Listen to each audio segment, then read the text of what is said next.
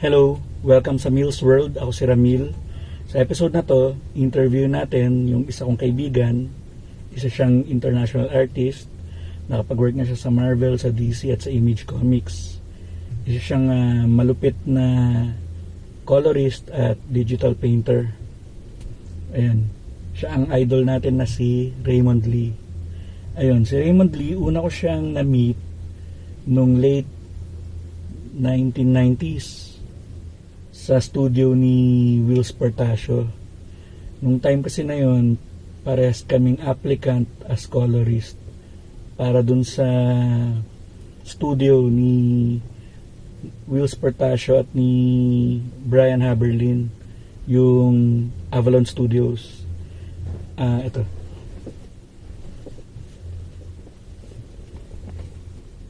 AVALON Studios. Medyo kupas na pero buti na lang buhay pa. Memory ko nung time na yon, kasi memorable yung time na yon dahil marami akong na-meet na matitinding artist nung time na yon. Isa na nga doon si Raymund Lee. Nung time na yon, ang nag-conduct nung exam ay si Gilbert Monsanto. Siya yung penciler ng Hellcat. Yun. So, Hellcat. Yan. Yun, bago niya kami pag-examine, pinanood niya muna kami ng VHS tape, parang video tutorial ng Photoshop, na ang nag-conduct naman doon is si Dan Kemp, colorist ng Psycho Circus. Yun, comics yun ng Kiss, yung bandang Kiss. So yun, nakakatuwa kasi komedyante siya, makulit. Lagi niyang niloloko dun si Brian Haberlin na hindi daw pwedeng correctionan si Brian Haberlin kasi God daw si Brian Haberlin. Basta makulit siya, masaya. Tapos nakakatuwa din kasi yun nga, yung unang knowledge ko sa basic Photoshop natutunan ko kay Dan Kemp bukod kay Gilbert Monsanto. So memorable talaga siya. Tapos yun, so nag-exam nga kami. After ng exam, nag-offer si Raymund Lee na isabay ako dun sa auto niya. May auto kasi siya. Tapos pares kaming taga San Juan. So yun, napakabait talaga niyan si Raymund Lee. Tapos doon ko rin nalaman na nakabrad ko pala siya, Bosconian siya. So yun, after 1 week, nalaman namin yung result. Ayun, hindi ako natanggap. Malas. Ang natanggap doon si Raymund. Yun, congrats Raymund. At ang assessment, sabi ni Gilbert, yung kulay ko daw, coloring style ko is nakakasilaw. Ayun, yung kay Raymund Lee naman malamig sa mata, so masarap tignan, ganyan. Si Raymund yung nakuha. So yun, para sa interview natin kay Raymund, ayun, ang first question, syempre, paano ka ba nag-start sa pag-comics? Sino yung influence mo sa art style mo? Kumbaga, how was it like working with Will Sportasio and Brian Haberlin? Yan. At saka syempre yung mga studio mates mo. So yun, kasi syempre gusto rin namin malaman how was it like, di ba? Walking with the stars, parang ganun, or working with the stars, di ba? We can only imagine kasi syempre. Ano ba yung una mong professional na project sa AVALON? Tsaka yung mga sumunod pa. Kasi mukhang busy ka nung time na yun. Kasi natandaan ko tinawagan mo ako, di ba? Parang inalok mo ako ng work bilang color flatter. Ayun, sorry nga pala yung time na yun kasi na-price out ko yung sarili ko, hindi kita natulungan. Hindi naman sa mukhang pera, pero yun nga, hindi ko lang talaga alam yung rate. Wala akong idea, hindi ko alam yung rate ng time na yun. Yun, sorry. Tapos, ano ba yung mga current projects mo ngayon? Ayun,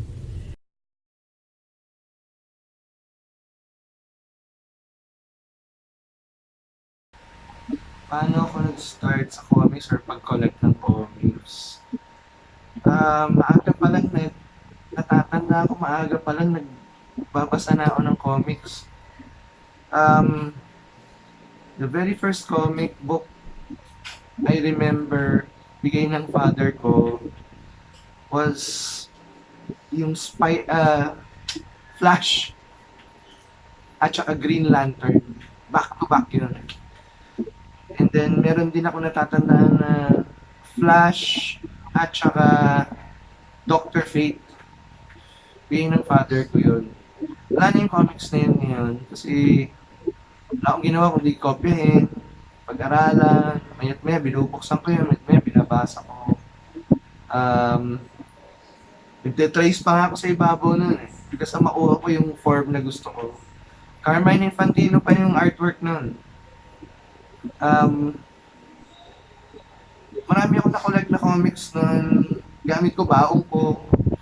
Di pa ganun ka ano kasi doon, hindi pa ako ganun ka porsigido mag-collect doon. Pag may natitira sa baong ko, pupunta ako ng Green Hills. Pupunta ako sa mga comic book stores doon, nasa ilalim ng hagdan pa doon eh, sa Green Hills. Um, or doon sa arcade, sa Green Hills, merong shop doon na andun lang sa sulok, madilim. Mili ka, bili ka ng mga comic books doon, mga kinokollect ko, X-Men, Legion of Superheroes, um, mostly DC, bibihira yung Marvel. Siguro sa Marvel talagang die-hard X-Men lang talagang kinokollect. New Mutants. Tapos dinadala ko sa school. Then, hindi pa ako marunong nung ano na, nung nilalagay sa backing board, nilalagay sa isang box. Walang ganun sa akin nun eh. Um, Bibili, babasahin, kokopyahin, drawing, dadalhin sa school, magagalitan ng teacher, ko-confiscate, magmamakaawa ka, tapos babalik sa'yo. Ganun ang collection ko ng comics. Sino mga influences ko? Well, as a young boy, natuto ko talaga sa father ko. Father kong nag nagdo-drawing siya sa papel, kinokopya ko. Nagdo-drawing siya ng mga superheroes para sa akin. Gumagawa siya ng mga superhero cutouts, yung cardboard cutouts, yung gagayahin ko. Um, Maaga pa lang tinuruan na niya ako. And then, encourage niya ako na mag-drawing gamit ang chalk sa sahig. Gagawa ko ng mga comic strips. Like I said previously, siya din nagbigay sa akin ng yung very first comic books ko. Sa industry, Will Sportation, hindi mawawala si Will Sportation. He has been my mentor and a very good friend. Um, Andyan si Jim Lee, Mark Silvestri, Todd McFarlane, mostly the 90s image guys.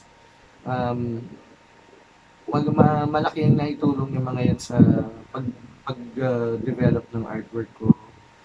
Pero I tend to look more dun sa mga colorists eh. Um, the former Laura Dipuy, Laura Martin, yon isa sa mga magaganda magaling magkulay na sinusundan ko. Pero recently, I look at the painters. Doon ko binabase yung paano ako magkulay, paano ako mag-render, mga textures. Boris Vallejo, Julie Bell, um, all the other fantasy painters, yun ang sinusundan ko talaga. My first professional work, I was lucky and privileged na I got to work on the second volume of Will Spartacio's Stone. That was my first project. Um, it was Will Spartacio, Lan Medina on pencils, Jerry Allen Gilan on inks, and that was my first coloring job. Um, Ginaguide pa ako ni Wills noon, and pati yung mga color choices ko, skin tone and everything. And then it was quickly followed up by work with Roy Alan Martinez on The Wicked. Yan isa sa mga naging favorite first coloring jobs ko kasi sarap ko lang ng trabaho ni Roy Alan Martinez. And then other projects from Avalon Studios, you have Jean, and then I moved on to or was luckily enough uh, color for Marvel Comics for Wolverine. I was on Wolverine for almost 2 years. Shanchen art, uh, a little Dan Fraga pencils, Norm Rackmon on the inks. Tapos, meron ding, I got to color over Barry Windsor Smith during my time with Wolverine. And then they moved me, under Avalon Studios, they moved me to color for, over, sa X-Men, Uncanny X-Men, and New X-Men by Frank Whiteley. Tapos, pagkatapos nun, I've been coloring everywhere. Pag, ang karamihan ng projects ko ngayon is if some colorists are unable to finish their work, natawagan nila ako, and then I get to color or help them finish the book. I don't get credits anymore, pero that's okay. Noon, gusto ko magkakaroon ng credits. Kasi sino bang ayaw eh. Ngayon, pera na lang gusto ko. Pera na lang.